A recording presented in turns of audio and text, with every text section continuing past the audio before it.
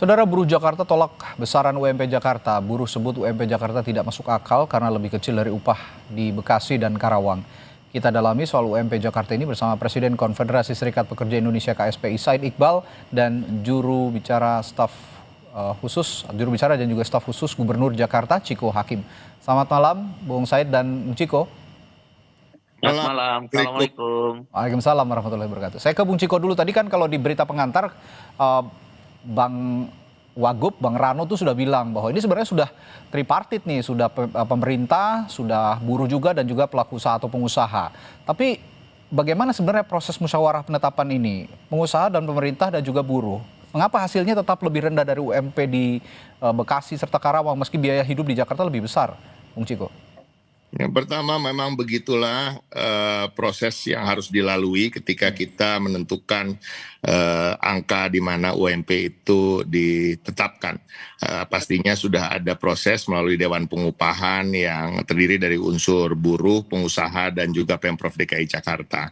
Kami dari Pemprov DKI Jakarta tentu menjunjung tinggi hak-hak demokrasi bagi siapapun yang ada di Republik ini dan tentu menghargai aspirasi yang tumbuh setelah UMP ini ditetapkan. Namun kami ingin juga menyampaikan bahwa sesungguhnya untuk buruh yang bekerja di Jakarta dan berKTP Jakarta tentunya ada insentif-insentif lain yang didapat yang berbeda apabila buruh tersebut bukan KTP Jakarta atau bekerja di tempat di luar Jakarta dan tentunya bukan warga dari Jakarta itu sendiri. Kita punya yang namanya kartu pekerja yang juga untuk bisa digunakan bebas membayar terkait dengan tarif-tarif transportasi yang ada seperti MRT, LRT maupun busway, dan itu kalau dihitung subsidinya itu per orang untuk MRT bisa mencapai Rp616.000 per bulan.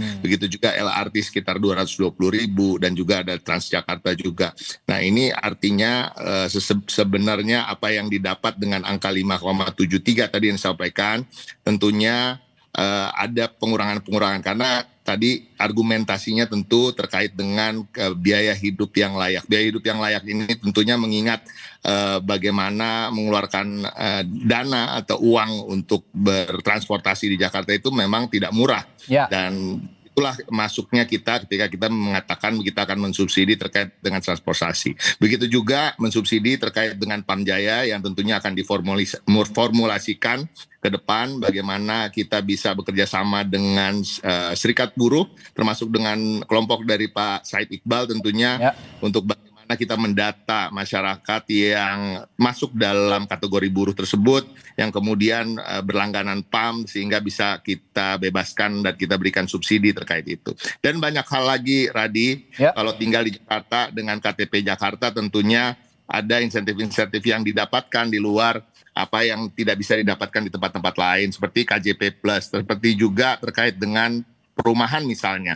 Banyak rumah susun yang memang disediakan untuk keluarga dengan penghasilan di bawah 7 sekian juta rupiah yang bisa diakses dan sehingga bisa membayar unit dengan dua kamar yang bersubsidi dengan harga 700.000 per bulannya misalnya. Jadi sebenarnya kita berharap teman-teman buruh bisa memahami karena memang kondisi ekonomi dunia maupun nasional yang rasa-rasanya agak sulit untuk kita bisa terlalu progresif. Sesungguhnya kalau dibilang maunya, tentunya maunya Pemprov DKI Jakarta, apalagi Pak Gubernur Pramono Anung yang sering menyampaikan visi misinya terkait dengan membangun Jakarta dari bawah, tentunya ingin sekali menyejahterakan buruh sejahtera-sejahteranya. Dan itulah mengapa kita juga memikirkan terkait insentif yang bisa kita berikan, kita mengambil jalan tengah. Karena juga kita tahu ada burden, ada beban-beban bagi para pengusaha yang kemudian hari-hari ini juga tidak sedang terlalu baik-baik saja di dunia usaha. Oke. Dari penjelasannya Bung Ciko tadi, Bung Said, apakah sudah make sense? Karena Anda menyebutnya sebelumnya it's not make sense, tidak masuk akal gitu. Mengingat tadi juga kalau kata Bung Ciko kan ada insentif kalau di Jakarta katanya ada insentif untuk transportasi, insentif untuk Pamjaya, ada insentif juga untuk rumah dan lain-lain. Bagaimana penjelasan Anda? Sebagaimana yang telah kami sampaikan bahwa ada beberapa alasan mengapa buruh Jakarta, sekali lagi bukan sekelompok buruh ya, silakan diperiksa di berita acara, semua serikat buruh menolak konsep yang diajukan oleh pemerintah yang nilai alfanya 0,75 sehingga Oke. menghasilkan upah minimum menjadi 5,73 juta rupiah. Jadi bukan sekelompok, seluruh buruh Jakarta. Hmm. Yang pertama alasannya kebijakan upah minimum ini akhirnya mengakibatkan daya beli makin kepukul lagi. Hmm. Kenapa? Karena nggak mencapai 100% KHL. KHL yang dibuat oleh KHL itu kebutuhan hidup layak Ya, ya. kebutuhan hidup layak. KHL yang dibuat oleh BPS itu adalah bukan KHL yang diatur dalam Permenaker nomor 18 tahun 2020 loh. Itu lebih tinggi lagi. Hmm. Ini KHL yang hanya mengambil kebutuhan dasar. Ya, the floor paling dasar sekali. Yaitu makanan, minuman, sewa rumah, sisi transportasi dan beberapa item yang lainnya. Kalau yaitu nilainya 5,89 juta. Karena dari 5,73 juta rupiah per bulan lebih rendah dari 5,89 juta rupiah, tapi daya beli turun. Oke. Nggak bisa mencapai kebutuhan hidup layak. Bahkan BPS survei biaya hidup Jakarta tuh 15 juta loh. Hmm. Untuk mencapai 15 juta, sepertiganya saja yang 5,89 juta rupiah, gubernur tidak memenuhi. Oke. Nah sekarang kalau daya beli makin menurun, apa yang akan terjadi? PHK. Hmm. Tidak akan ada yang beli barang. Hmm. Oleh karena itu kita meminta sekurang-kurangnya revisi menjadi upah minimum itu ya udahlah KHL aja 100%. 5,89 juta rupiah. Oke. Agar daya beli naik sedikit. Yang kedua tadi nggak masuk akal. Apakah biaya hidup di Jakarta lebih rendah dari Bekasi dan Kerawang? Nggak masuk akal.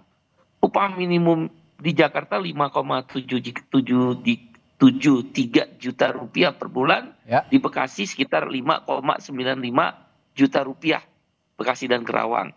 Masa pabrik panci upahnya di atas pekerja standar charter, bank mandiri, perusahaan minyak, gedung-gedung pencakar langit. Gubernur kan make sense. Sebenarnya saya udah ketemu gubernur, kebetulan diterima oleh beliau 2 hari sebelum diputuskan. Saya ingatkan, jangan lebih rendah dari Bekasi dan Karawang.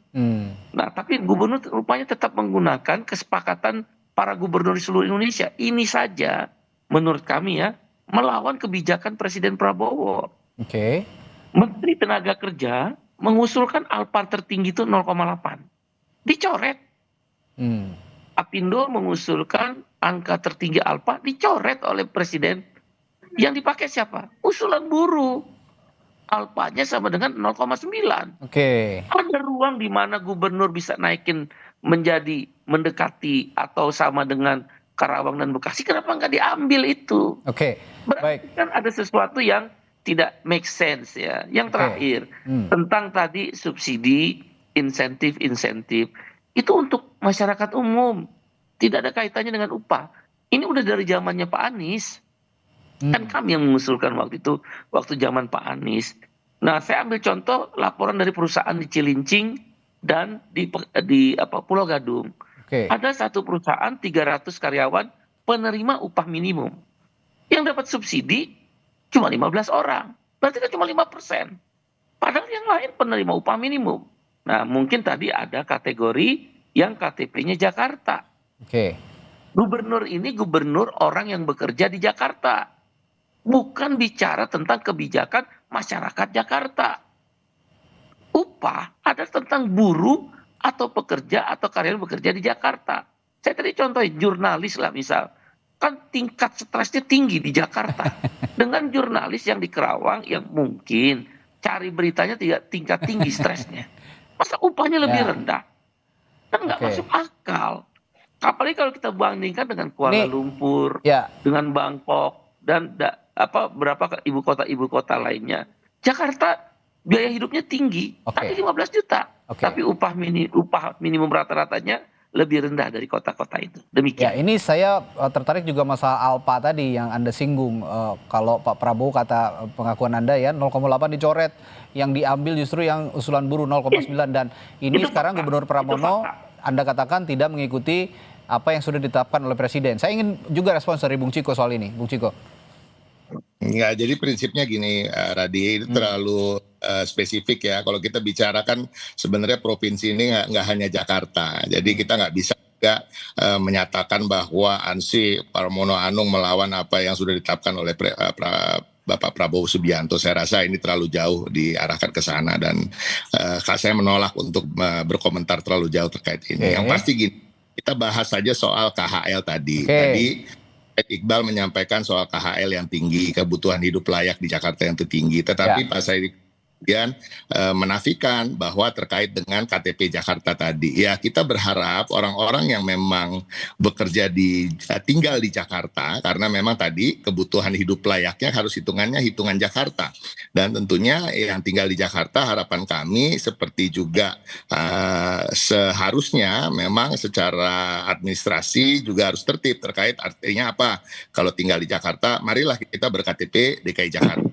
Sehingga kita juga justru menguntungkan untuk berKTP DKI Jakarta itu sangat menguntungkan. Itu tadi saya sampaikan. Saya setuju dengan Pak Said Iqbal. Memang program ini bukan program yang memang baru diluncurkan terkait dengan insentif, terkait dengan benefit-benefit yang didapatkan. Tetapi harapan kami tadi terkait dengan kebutuhan hidup layak, tentunya bicara soal kebutuhan hidup layak di Jakarta. Artinya ada masyarakat yang tinggal di Jakarta, buruh yang tinggal di Jakarta, yang kemudian secara administrasi diharapkan berKTP Jakarta. Itu yang pertama. Yang kedua, terkait dengan kebutuhan hidup layak, terkait dengan yang ditetapkan oleh BPS misalnya, itu kan belum memasukkan unsur apabila ada subsidi-subsidi. Nah, itu makanya kita tetap menyebut bahwa di Jakarta ini ada subsidi-subsidi terkait dengan transportasi yang tadi jumlahnya bisa sampai 1 jutaan ke atas, terkait dengan nanti akan diadakan subsidi untuk air minum, ada juga subsidi tadi bahan-bahan dasar termasuk dengan perumahan tadi bisa mendapatkan rusun dengan harga sewa yang sangat rendah,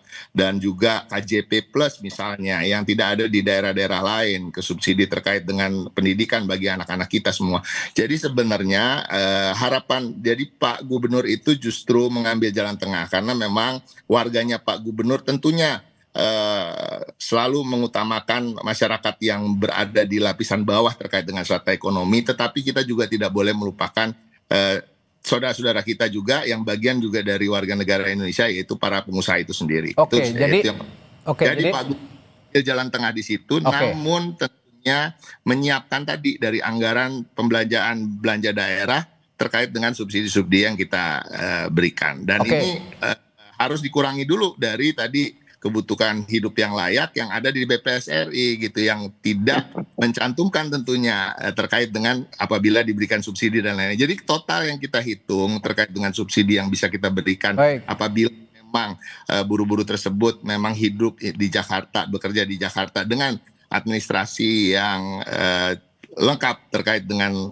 KTP Jakarta dan lain-lain, itu bisa mencapai 1,4 sampai 2,1 juta rupiah. Jadi harapan kami kebutuhan hidupnya bisa lebih terpenuhi. Bicara juga soal kebutuhan hidup, berarti subsidi-subsidi itu tadi Anda menganggapnya bahwa bicara soal daya beli masyarakat itu tidak akan terganggu ya, Bung Ciko ya? Saya akan tanyakan itu nanti setelah jeda di Sapa Indonesia Malam. Tetap bersama kami. Yang lebih kecil dari UMP atau upah di Bekasi dan Karawang. Tadi saya melempar pertanyaan, jadi subsidi-subsidi yang Anda maksud, insentif-insentif yang Anda maksud, Bung Ciko, ini bisa tetap menjaga daya beli. Kalau kata Bung Said kan tadi daya beli juga akan terganggu kalau memang ini tidak ada yang tidak ada yang mampu beli, nanti banyak pabrik tutup, itu juga kan banyak yang kehilangan pekerjaan begitu kira-kira. Nah, bagaimana Anda juga menyelaraskan analogi yang dibilang oleh Bung Said tadi bahwa jangan sampai gaji di pabrik panci lebih gede daripada karyawan di SCBD gitu kira-kira. Ya analoginya sangat menarik ya, dan cukup ini punchline-nya cukup keras itu. Ya saya sepakat pakai itu. Tapi pada prinsipnya itu tadi, tentunya kita di Jakarta ini kita tahu situasi ekonomi nasional terkait dengan kalau kita bicara, memang kalau kita menganalogikan di permukaan seperti tadi pabrik panci dengan bisnis-bisnis yang berada di pencakar langit ini, tapi kan tidak otomatis atau tidak selaras kadang-kadang ya gedung-gedung pencakar langit dengan penghasilannya hari-hari ini, karena juga kita tahu dengan situasi kondisi ekonomi dunia maupun nasional, itu yang harus kita ingat juga. Namun tentunya tadi saya ingin menekankan bahwa Bapak Gubernur Pramono Anung dan Pak Wakil Gubernur Rano Karno tetap menghargai aspirasi yang timbul dan muncul, dan tentunya ruang dialog tadi disampaikan oleh Bapak Wakil Gubernur selalu terbuka, namun sampai hari ini memang keputusan itu masih stand di 57,3, dan tentunya tadi ditambah dengan janji ya, dan juga apa yang sudah ada termasuk dengan KJP Plus itu udah ada terkait dengan transportasi, tentunya tinggal diurus ya kartu pekerja Jakarta, dan terkait dengan yang akan diadakan terkait dengan subsidi pangan, subsidi air minum dan lain-lain, Pamjaya yang ke depan akan diformulasikan. Tapi semoga pada prinsipnya kami di Pemprov di bawah kepemimpinan Bapak Gubernur Pramono Anung menginginkan yang terbaik bagi seluruh warga Jakarta, khususnya para buruh dan para pekerja di lapisan strata bawah terkait dengan ekonomi, dan mudah-mudahan kita semua bisa keluar dari permasalahan dan persoalan ekonomi. Kalau dari bahasanya Bung Ciko, pernyataan Bung Ciko, sepertinya pintu masih terbuka nih Bung Said untuk lebih bisa membicarakan lagi apakah masih bisa digoyang nggak UMP Jakarta ini. Kalau Anda melihat saat ini masih arahnya masih bisa bisa dikomunikasikan, atau memang sudah deadlock kalau menurut Anda, Bung Said? Kalau belajar dari pengalaman beberapa gubernur yang sebelumnya masih bisa. Bahkan beberapa gubernur melakukan revisi terhadap UMP yang telah ditetapkan, kemudian direvisi kembali akibat adanya permintaan dari para buruh. Saya ingin menegaskan begini ya, kalau memang ingin melakukan subsidi itu di kalangan kelas bawah, bukan di kalangan kelas nirpur. Di pur itu subsidi ya dalam bentuk natura, ada BLT, ada istilahnya social assistance, bantuan sosial. Di semua negara maju social assistance itu adalah di pur yang tadi saya bilang dasar. Tapi di kelas buruh baik white collar maupun blue collar, dia adalah nirpur. Dia tidak miskin, tapi dia juga tidak kaya, maka disebut nirpur. Dia menjadi miskin kalau upah minimumnya rendah. Maka kalau memang mau begitu tawarannya terhadap buruh, udah kasih subsidi transfer money cash. Dalam bentuk apa? Kebijakan upahnya. Jadi bukan kepada natura yang diberikan dalam bentuk social assistance. Silakan pelajari. Di negara-negara maju, Jakarta kan kita anggap satu komunitas city yang maju, kota yang sangat maju. Makanya BSPS memberikan survei biaya hidup 15 juta. Bukan kami tidak setuju dengan insentif. Itu bagus. Tapi di pur. Tapi apakah Anda tidak takut, Bung Said, maaf saya potong. Apakah Anda tidak takut dengan budaya kita yang terlalu konsumtif jika memang nanti ada subsidinya itu dialihkan kepada cash misalnya? Pertumbuhan ekonomi Indonesia itu ditopang 54% di konsumsi. Konsumsi itu akan tinggi, akan tetap terjaga kalau purchasing power naik. Purchasing power atau daya beli itu di kelompok siapa? Buruh. Justru kalau dia konsumsi sepanjang itu adalah kebutuhan primer, kalaupun ada sedikit sekunder yaitu sepeda motor untuk kebutuhan mereka bekerja dan bersosialisasi, itu bagus. Dia meningkatkan daya beli. Daya beli naik, konsumsi naik. Konsumsi naik, pertumbuhan ekonomi, economic growth naik. Economic growth naik, lapangan kerja baru tercipta. Saya punya gaji 1 juta, beli Indomie 5 misal. Begitu gaji saya 1.500.000, saya bisa beli Indomie 7. Pabrik Indomie naik produksinya, menyerap tenaga kerja baru. Pabrik tepung terigu naik, permintaannya dari pabrik Indomie, pabrik terigu itu menyerap tenaga kerja baru. Itu yang kami pahami. Kenapa Pak Prabowo dia ngasih 0,9? Tujuannya, gubernur ambil kesempatan itu. Nah sayangnya ada kekuatan politik di sini. Dalam hal ini Mendagri dan Menaker yang membuat keseragaman. Mas Pram sebagai orang baik, kami kenal benar. Itu tipe orang pekerja. Saya terakhir. Gitu loh. Mau ngambil 0,9, ya udahlah. Ya, diambil karena Bung 0,75. Said sejak Gitu. tadi menyinggung juga pemerintah pusat, saya tanyakan ke Bung Ciko, singkat saja Bung Ciko. Jadi kalau sudah begini, sebenarnya peran pemerintah pusat untuk mengatasi disparitas UMP antar provinsi ini perlu regulasi nasional atau bagaimana? Regulasi nasional yang lebih ketat atau bagaimana? Saya nggak terlalu mendengar, keputus tadi, Radi. Gimana, Radi? Ya, karena Bung Said tadi terus-menerus menyinggung juga peran pemerintah pusat, dalam hal ini Presiden Prabowo Subianto yang menetapkan alpanya 0,9 tadi ya. Ini balik lagi ke sana. Nah, menurut Anda apakah pemerintah pusat dalam mengatasi disparitas UMP di antar provinsi ini perlu ada regulasi nasional yang lebih ketat atau bagaimana menurut Anda? Ya kami siap aja. Tapi kan tadi disampaikan juga oleh Pak Iqbal ya, bahwa tadi ada perbedaan kembali lagi. Pak Prabowo setuju yang 0,9, tetapi kemudian perubahan lagi di Kemendagri dan Kemenaker dan hal-hal seperti itu. Tapi pada prinsipnya kalau hubungan DKI Jakarta, Pemprov DKI Jakarta di bawah kepemimpinan Pak Pramono Anung, kami menganggap Pemprov atau pemerintah daerah adalah bagian dari kepanjangan tangan pemerintah pusat. Dan itu tidak berubah. Karena ini sesuai dengan undang-undang. Jadi kita tidak berdiri sendiri, apa-apa yang memang ditetapkan oleh pusat tentunya akan menjadi hal-hal yang samina wa ta'na, kira-kira begitu kami ikuti. Nah, tapi kembali lagi tadi terkait argumentasi Pak Said Iqbal yang tentu juga sangat masuk akal terkait dengan, tapi kan kembali lagi BPS menetapkan kebutuhan hidup yang layak itu sesungguhnya kalau mau layak-layak banget di Jakarta itu minimal 15 juta rupiah. Ya, betul. Nah, ini permasalahannya sekarang. Jadi to reach 15 juta rupiah yang rasa-rasanya maunya kita ya bisa memberikan itu, dan artinya apa? Ada persetujuan dari pihak pengusaha misalnya, dan harapan kami nanti Radi kapan-kapan mengundang kita bertiga nih, harus ada pihak pengusaha yang biar tripartit ya dari itu gitu. Argumentasinya apa? Yang itu yang harus, karena kami dari Pemprov tentunya nggak mau juga menjadi istilahnya memberikan argumen gitu ya, yang diberikan oleh dari pengusaha ya harus keluar dari mulut mereka sendiri. Tapi prinsipnya karena memang kita mengambil jalan tengah, prinsipnya bahwa kita, Bapak Gubernur adalah gubernurnya semua pihak yang tentunya ingin semua pihak mendapatkan win-win solution walaupun itu berat,